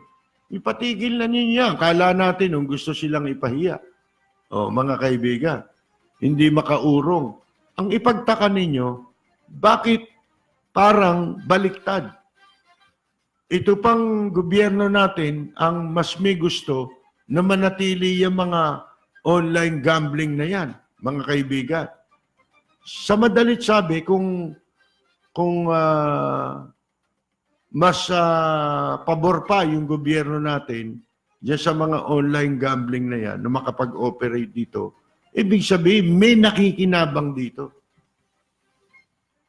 Na sobra ang lakas, mga kaibigan, na napakalaki ang kinikita. Alam ba ninyo, di ba lalaki ng sweldo ng mga inchik na yan? Gaano kalaki kinikita ng mga yan? Magpunta kayo ngayon sa casino, mga casino. Oh, mga kaibigan, laman, puro inchik na rin eh. Puro inchik na. Yung galing mainland. Ang mga nagsisipagsugalan sa mga casino ngayon. Yan din yung mga nagtatrabaho dyan sa mga pogo. Ngayon, ipagtaka natin, bakit sa kabila niyan, tinanin niyo doon sa sa Cambodia, wala silang ginawa raid, ni raid. Katulad ng ginagawa rito, raid pera. Yan ang extortion, yung ginagawa nila. Dahil naglalagay dyan pagka naghatag. Di ba natandaan ninyo yung bagong upo yung gobyernong kasalukuyang administrasyon na ipa-deport yun yung mga nandun sa Clark, di ba? Yung kalaban ni Kim Wong sa negosyo, na pinahuli ni Aguirre dahil kalaban ni Kim Wong. Yung Jack Lam, doon pa nga lumabas yung nasangkot yung dalawang opisyal ng immigration na hanggang ngayon, ewan natin kung nakakulong. Yung dalawang gago na humingi ng 50 million. Hindi ba? Na-deport lahat yung inchik doon. Ba't dito walang na-deport na mga inchik, mga kaibigan? At saka, ang ipagtaka natin, siguro, bakit yung Cambodia ginawa nila yan? Ipinagbawal. Alam niyo ba, hanggang taon lang na to. Ilang buwan na lang, matatapos na itong taon. September na ngayon 3 buwan na lang Hindi na sila maggagawad o magbibigay ng lisensya. Tigil na. Kaya yung mga Chinese, unti-unti nang nagsisilayasan. Dagsa nga 6,000. Dito, gano'ng karami na inchik na yan? Buong Pilipinas. Halos lahat na nga, di ba? Ng mga yung malapit sa dagat natin nandun sila sa Boracay sa Cavite sa Island Cove, di ba? Ang laki ng mga perang kinikita niya. Sindikato yan mga kaibigan Merong sindikato talaga niyan na nagpapasok dito niyan. Pati na yung mga nagtatrabaho dyan ng illegal. Ito nga, binabanggit natin. Ba't di nyo hanapin? Kaya nag-early retirement yun si Rico Mambubukol sa immigration, mga kaibigan. Baka mabuko na siya yan ang nasa likod ng human smuggling nun sa airport. Ilang administrasyon yun na namayagpag yan, mga kaibigan. May sariling subdivision yan, baka akala ninyo. Agent lang yan. Dating nagpapa 5-6 yan dun sa sa immigration ngayon may hawak sila niyan. Kontrolado pala nila yung illegal online gambling nitong si Richard Pale.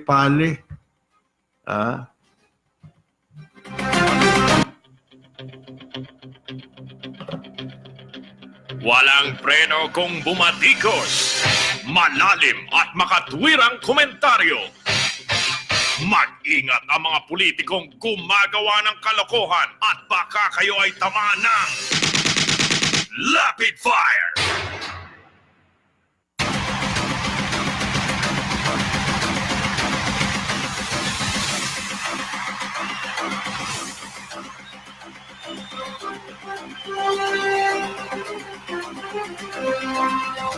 Natatanda naman ninyo yung mga nahuhuli rito, nagbabiolate, di ba?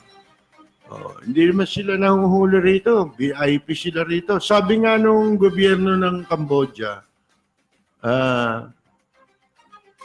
tinanong siguro kung anong dahilan at lumalaki ang bilang ng mga lumalabas na inchik papalabas dito sa Cambodia. Sabi nila, while we don't know the exact reason for the Chinese leaving, hindi raw nila alam ang eksaktong dahilan ng pag-alis ng mga inchik doon sa kanila. Itong umaabot sa bilang na 6,000 a day, umaalis. It might be, sabi niya, because of the ban. Posibleng ito raw, itong pagbabawal sa online gambling, which has forced those who relied on the gaming to return home or move to other countries. Yan masama ngayon. Napilitang umalis doon, pero sila yun lang ang pakay nila ron online gambling mga kaibigan. Kung hindi uuwi yan, mapipilitan yan lumipat sa ibang mga bansa. Saan pa pupunta yan sa palagay ninyo? Saan ba pinakamaluwag ang batas para sa mga Chekwa from China? Dito sa atin yan di ba? Dito pinakamaluwag. Merong escort na immigration. Tulad ni Rico Mambubukol. Si Rico, ano yan ang trabaho nila, pagdating ng mga incheck magtatrabaho sa kanila dyan sa kanilang illegal online gambling business ni Pali-Pali Richard. Mga tourist yan. Pagka nag-overstay yan, hindi rin mahuhuli yan. Yun din ang mag-e-escort, yung sumundong dating taga-immigration. Paano mo mahuhuli yan? Baka hindi na nagbabayad ng overstaying yan, ng bayad sa overstaying niya. Bawat araw na overstaying mo, may katumbas na halaga yun. Mga kaibigan, dito sa atin, yun ang naghahatid. Paano? Intact yung sindikato. Sindikato, parang Bucor na itong gobyerno natin Yung immigration, ang nagpapatakbo niyan, kung sino may control ngayon. Halimbawa, yung mga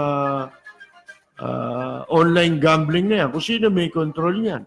Yun ang kukumpa yun ang conductor. Kumbaga sa orchestra, mga kaibigan. Iyan din na nagsasabi sa immigration, papasok yung mga inchi ko, uuwi na yung mga overstay niya. Balang nanguhuli sa kanila. Nagtatrabaho sila, nag-overstay sila. Wala naman nanguhuli sa kanila. Ihahatid pa sila palabas ng Pilipinas, doon sa airport. Ang maghahatid sa kanila, dating immigration, si Rico. Mga kaibigan, magbabalik po tayo pagkatapos ng ilang mensahe mula sa ating himpilan. You're listening to DZRJ 810 AM. We'll be right back after these reminders. On its 33rd season, Philippine Ballet Theater, a resident ballet company of the Cultural Center of the Philippines, invites you to its second annual production, featuring Encore, the Best of PBT USA Tour 2019. Right on the heels of their critically acclaimed production of Mirinisa, Philippine Ballet Theater reprises well-loved classical and neoclassical pieces in an encore performance of their highly successful USA 2019 tour. Watch all-time favorite classical pas de deux from Don Quixote, Flames of Paris, and The Merry Widow. Get another glimpse of Vinta, Behener Caringal, and Sa Entablado from Tony Fabellas, Mantones de Manila. Catch this performance at the main theater of the Cultural Center of the Philippines on September 28 at 3 p.m. and 8 p.m. and on September 29 at 3 p.m. For ticket inquiries, please call PBT office at 632-8848. Jacinto Color, steel roofing, you can be sure it's durable. Jacinto style. Jacinto Color, steel roofing, high quality with delivery. Check out Jacinto Style and other roofing profiles of Jacinto Color. Guaranteed 5-day delivery. Call 921-4444 or email us admin@jacintocolor.com. With delivery. Jacinto Style. Jacinto Style. Or you may text 0917-875-1867. Radio Bandido 810 AM.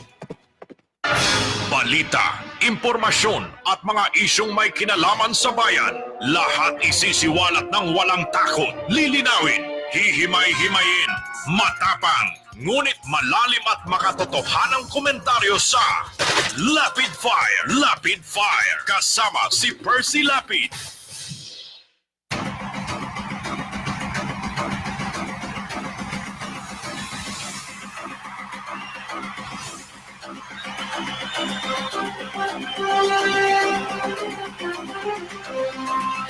Bueno, mga kaibigan, tayo po'y magbabasa-basa na rito ng mga pagbati at ng mga reaksyon, no?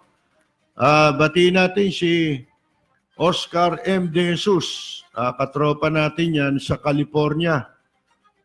Si katropang Jorge Beichong ng Tokyo, Japan, ha? Siyempre, ang ating birthday celebrator ngayong araw, ilang minuto na lang, tapos na birthday niya ulit, sa isang taon na ulit. Si katropang Arlene Tañedo Varias, at ang kanyang husband, siyempre, na Simon. Yan. Si Ledge Chulbo, nanonood din po, mga kaibigan. Inuulit ko, sa TV Plus lang ho tayo napapanood pa ngayon sa RJTV, pero bukas nasa na tayo, Sky Cable, Channel 19 sa amin. Ewan ko, pag nag-iba ka ng lugar, baka ibang channel na naman yun, di ba? Parang sa yan, parang sa TV Plus yan, di ba? Kung saan ka naroon, ibang channel. Hanapin nyo lang. Si, katropang Carmela Torres Balcos, ayan, nanonood siya. Si katropang Jundi Valencia na panay ang post ng kanya mga litrato ngayon. May reunion pa sila. Andun pala si Carmelita. Si Carmelita pala yun, kahawig ni Didi Domingo eh. Nakakahawig na ni Didi, si Carmelita Valdez. Okay din yan si Carmelita Valdez eh. Balimbing din yan eh. Kahit sa administrasyon, nandun yan eh. Diba? Simula nung makapasok sa PAGCOR yan eh. Si Noel Campos ng Pittsburgh, California ay nanonood din po sa atin. Si Jerry Grad, katropa natin sa California, mga kaibigan, no? Si katropang Susana de los Santos. Bukas, pwede ka na manood. Kung may cable ka, Susana, sa ano ka na manonood yan? Sa cable. Yan. Si Jerry Sims. Ayan. Taga-saan kaya si Jerry Sims? Si Freddy Karamat ng Kalsada, Taguig City. Binabati natin. Si Willie De La Cruz. Yan. Si Edward Siagar. Garcia yan eh. Si Ewang yan eh. Tsaka yung ito mga katropang Pasa yan eh. Si Rudy Santos ng Bandang Horoscope. Ngayon nakabase po sa California. Binabati natin. Katropa natin at kaibigan nating musician si Yula Sotelo.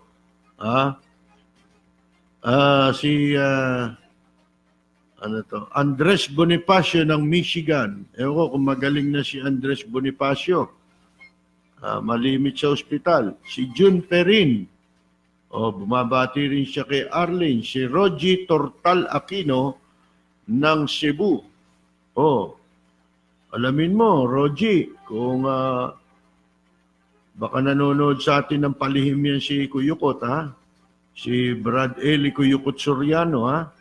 Yung walang hiya na nagtatago sa Brazil.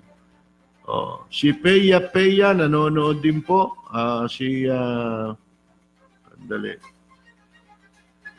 Tumalo nito. So, mahirap dito eh. Andali lang ho, ha?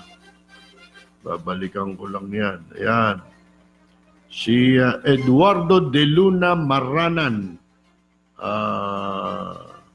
Manonood daw siya bukas. Okay. Si Matt Bautista. Ayan. Si Yage Maravilla. Nakikiramay siya kay Fiscal Cruz. Mabait to yun si Fiscal. Si Richard Evangelista, nakikiramay din daw siya. Si Benny Supan ng Australia, Sydney, Australia, nanonood sa atin. Si Vicente Prasdilla, nakikiramay din. Si George Santiago, ayan, Si Katropang Rosita DC, ayan. Samahan May Bahay sa Amerika, binabati natin.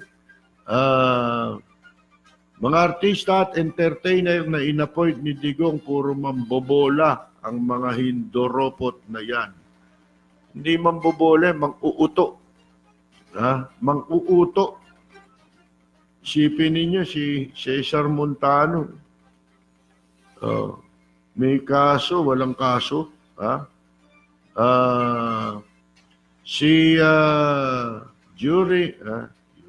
During the time of Marcos, all person that will assume a high position in government will be vetted tremendously. Sabi ni June Di Valencia, katropa natin. Si Nel Tapang, nanonood po. Si Linda Punsalan sa San Francisco, nanonood sa atin. Si Freddy Mariano. Ayan. Si Bak Kiaonza. Ganda na reception mo ngayon. Watching from Long Beach, California. Ayan. Si DC Encarnacion. Kapersi, marami po nakaupo sa gobyerno, hindi qualified, hindi alam ang kinatatayuan nilang trabaho. Nakalulungkot saan kaya patungo ang bansang sinilangan natin. Patungo na tayo sa impyerno kasi marami ng demonyo. Si Katropang Rosemary Victoria, kasama natin sa jamming ito at katropa natin, si Aurora Lim ng New Jersey. Yan. Si Danilo Aguilar, isang musician na tourist guide. Si Tito Cabangon at ang kanyang may bahay, si Ginang Gloria Cabangon ng Chicago, Illinois. Si Orly M. Hernandez, si Edgardo Diwa, Christopher Canyalita. Kaya mas mabuti ordinary bag na lang ang daling kung punta Europe, lalo na dito mapahiya lang kung European branch dahil meron detector sa fake. Meron ng fake detector. Sabi yun ni Arlene. Bawal din dito yan. Arlene, mga imitation bag, mga negro dito nagtitinda. Inahabol daw ng mga pulis doon.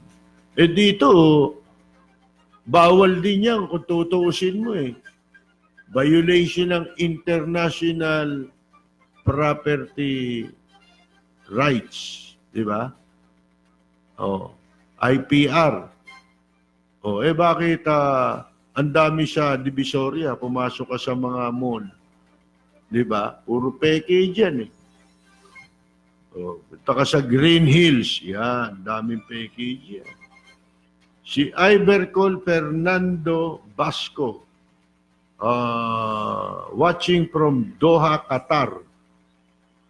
Reynald Floria, matindian niya ang mafia ng mga sekwa. Sabi ni Reynald Floria. Si Dada Dumlao, nanonood sa atin. Si Arvin Sanggalang, si Mel Rualiso ng Stockton, California. Nabati natin. Si Marlon Lopena Constantino. Quality na yung sound sa FB. Tama yung sinabi nyo, sayang ang laki ng ulo ni Bato. kung yabang at hangin lang ang laman. From West Covina si Marlon Lopena Constantino. Yan. Di ba dyan sa West Covina, may mall dyan, ano? Nung unang punta ko ng Amerika, di dyan ako tumuloy sa kamag-anak natin dyan.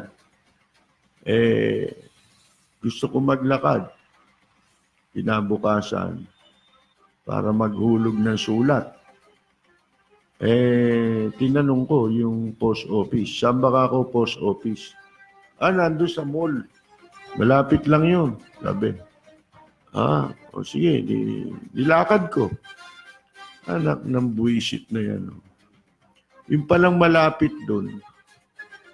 Ewan ko kung mga 5 o 7 bloke. Ang layo. Ang layo eh. Mga kaibigan eh. Yung isang bloke pala ron, ang layo nun, ang laki pala nun. Yung 1 block dito eh. Pag sinabi isang bloke, yung isang kanto, yung susunod na kanto, isang bloke na yun, di ba? Nako sa Amerika. Ang laki pala ng mga blocking doon, oh. Mga kaibigan, oh. Di naghulog, pumunta ako sa mall. Pagdating ko ron, tinamad na ako, naupo na lang muna ako ron sa mall. Napagod ako eh.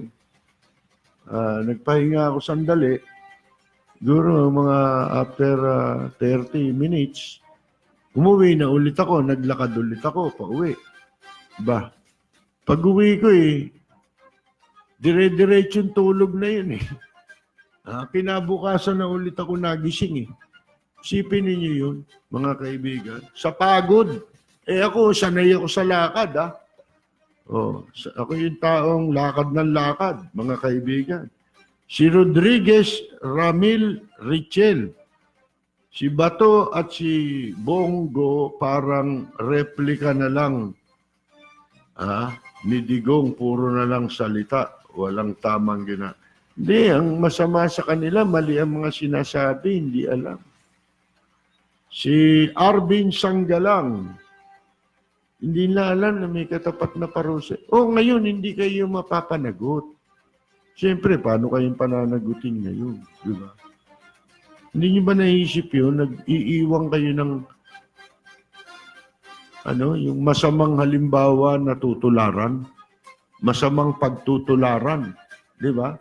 Yun nga yung sinasabi natin, hindi dapat pinagpapatuloy ang katarantaduhan. Kita mo si Bato, ganun niya pinalalabas eh. Dati na nangyayari yan dyan eh. Isipin mo yun. Ibig sabihin, pagpatuloy. Kung maka-arte ito mga ito, pagbabago raw eh, di ba? Sana si Dirty Harry na nga iluklok ni Digong sa Bucor. Naku. Yun ang ibigay kay Mayor Lim yan. Parang yung pinababauri ni Mayor Lim. Sino ba yan mga yang kay Lim? Di ba? Bayaan na lang natin si Mayor Lim muna.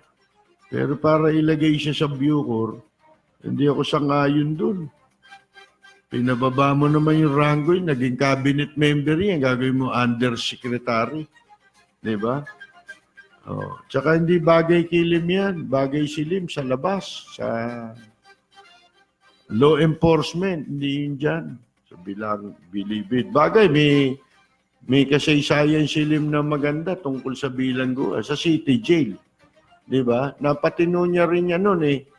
Kinuha siya nun eh. Inilagay siya dyan eh. Doon sila nagkabati yata ni Bagaching eh. Ni Mayor Bagaching eh.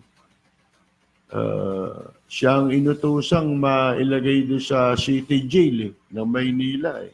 Napatino ni Lim. Yung mga preso ron. Diba? Si Meme Dalmasio Lagdamen. Good evening. Si Joel Cruz, bumabati siya kay Arlene ng happy birthday. Nababasa naman ni Arlene yan eh. Si Gary Man sa Japan ay nanonood sa atin. Silvio Lugarte, si Nilo Formentera, Sa TV Plus daw, napapanood niya yata, channel 29 tayo. Oh. Ewan kung saang lugar si Ginoong Formentera. Kasi depende sa lugar yan eh. Oh,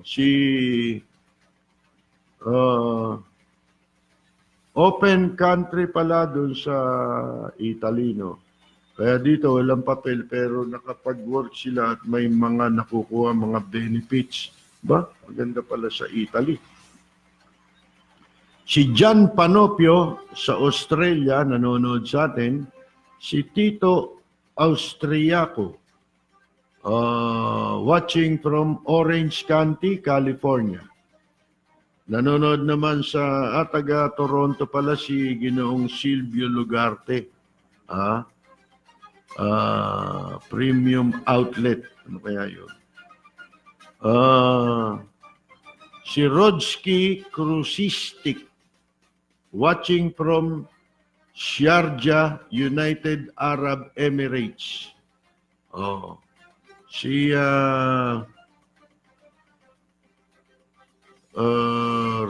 Rega Salvador ng Bulacan. Ayan.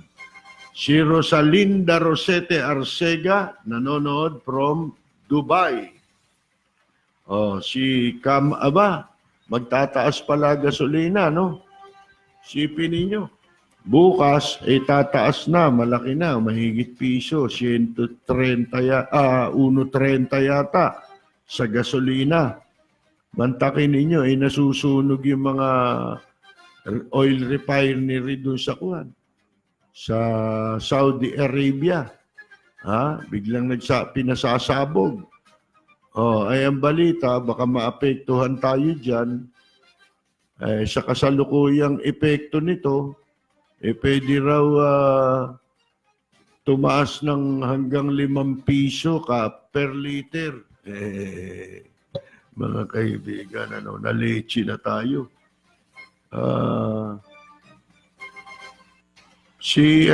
Sa Pinas, ang paboritong taguan ng mga mafia kasi nababayaran ang mga taong gobyerno. Correct! Si Kamayta Basilio ng Geneva, Switzerland. Tama ka. Alam nila eh.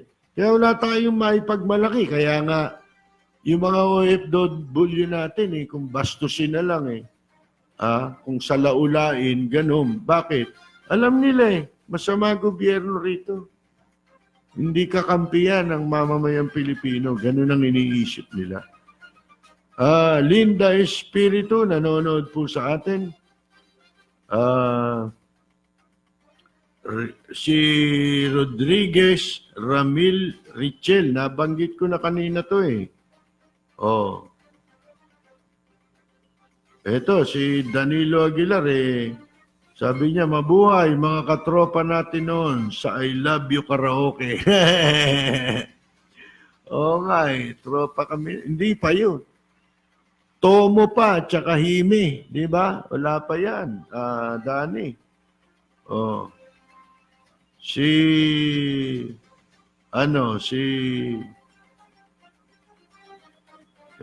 Chodora Alcairo. Ayan. Si Idol Reynaldo Bonifacio. Dati yung banda sa Japan. Halimaw Band.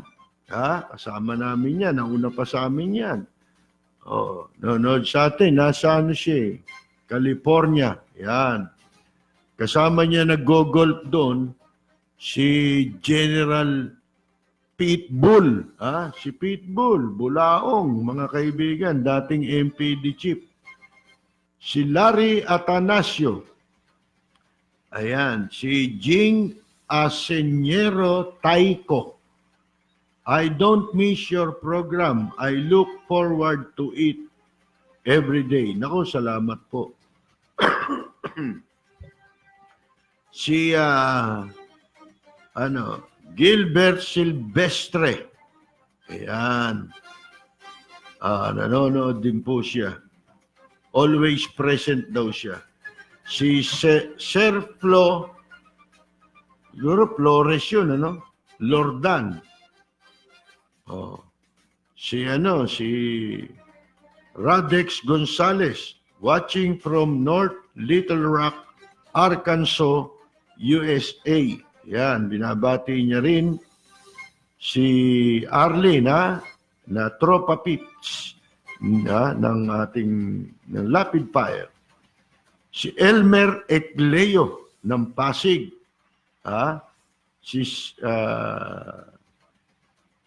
Nanonood pala si Sir Flo Roldan from Seoul, Korea. Yun.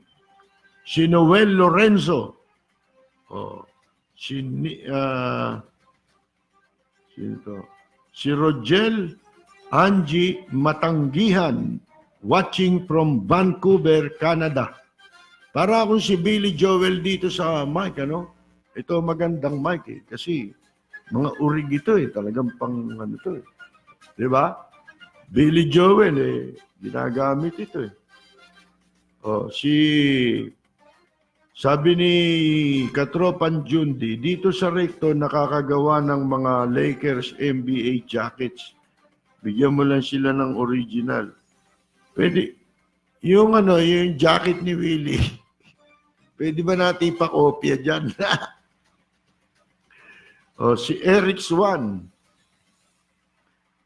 Kala ko, Percy, matutuloy pag-artista ni Bato. Bagay sana siya doon kasama si Jose at Wally. At least di sila alam mo, sinubukan ni Bato yan, yung pag-artista.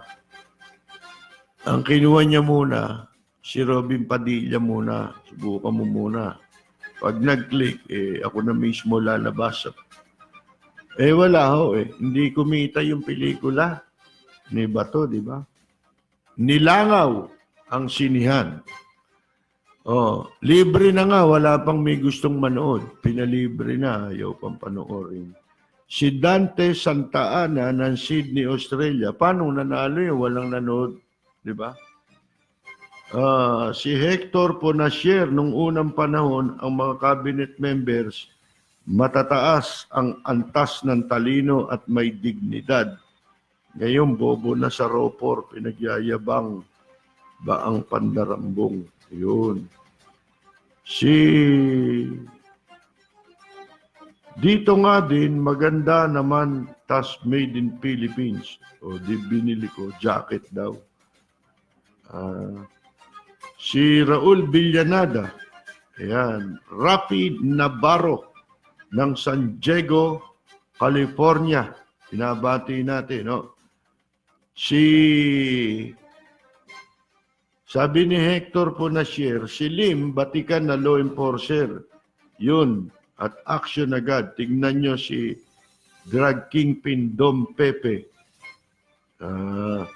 Si Emily Cruz Gebana, nanonood sa atin. Si Gilbert na nabanggit na natin. Si Violet Agmaliw, watching from Calgary, Canada. Si Jovito Lial, nanonood din po. Si Colin Gavin, yan. Si Nilo Formentera, nabanggit na natin, from Quezon City pala siya. Si Roland Mendoza, watching from Calgary, Canada rin, si Josie De Silva Ignacio ng Canada. Ayan, marami sa Canada, Si Violet, taga-Canada rin. Si Lenny Hular, taga Milan, Italy naman ito. Kumusta po dyan, ha? Si Ferdinand Rayo, watching from Kingdom of Saudi Arabia. Baka pag nasa TV na tayo, yung iba doon na manonood, Hindi na manonood dito sa live streaming. Nakikinig naman sila sa radyo, ha? Si Rafael Joaquin. Si Buenos Dias, Joel Diaz. Ayan. Si Gina. Oh, si... Dali, wala na. Wala na tayong babatiin. Ha? Sana, kahit nasa TV dito,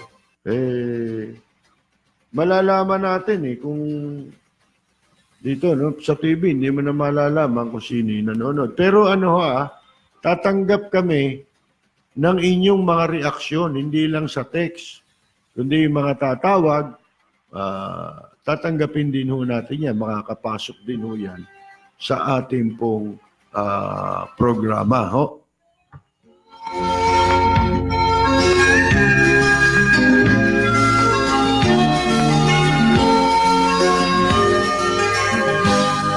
Sa bayan ko ay isa ang dahil, dito'y wala ang pagtutunwari. Hindi padadai, sadyang kilala sa daigdig, may pagkakaisa sa bawat nais. Ang bayan ko'y punong-puno ng yaman, bakit ito'y kailangan pang iwanan? Hindi nga ba't anong sarap mabuhay ng buong ganap? Sa bayan mo, sumabit mang yaong wakas. Dito sa bayan ko, mga kaibigan, wala na naman po tayong oras, kaya dyan po tayo pansamantalang muling magpapaalam. Salamat po sa lahat ng mga sumubaybay ng ating palatuntunan dito po sa makasaysayang himpilan ng DZRJ 810 ng Radyo Bandido. Na ngayon ay sabayan na pong napapanood sa sa tawag nito, TV Plus, at bukas mapanood na tayo sa cable, sa Sky Cable. Uling pagbati natin, pahabol natin si Lolo Benjamin Tado, si Lola Veronica Tado, ang buong pamilya ng Tado dyan po sa barangay Bagong Silangan, Quezon City. Sa pangalan po ni Brian, ang ating technical director, ito po si Percy Lapid. Maraming salamat at magandang yumaga, Richard Incheck Pale. kilala mo ang mga kaibigang nagmamahal sa'yo. Dito sa bayan ko, lahat kami pantay-pantay. Walang nang-aapit, ang pag-ibig ay tunay. Dito sa bayan ko, dito'y makikilala mo ang isang kaibigan, ang mga kaibigan, ang bawat kaibigan na totoong tao.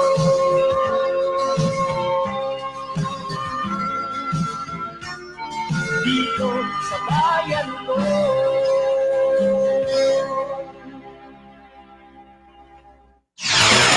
This is DZRJ 810 AM, Radio Bandido, broadcasting nationwide on 50,000 watts, streaming worldwide on facebook.com/DZRJ 810 AM. Raja Broadcasting Network Incorporated, member KB.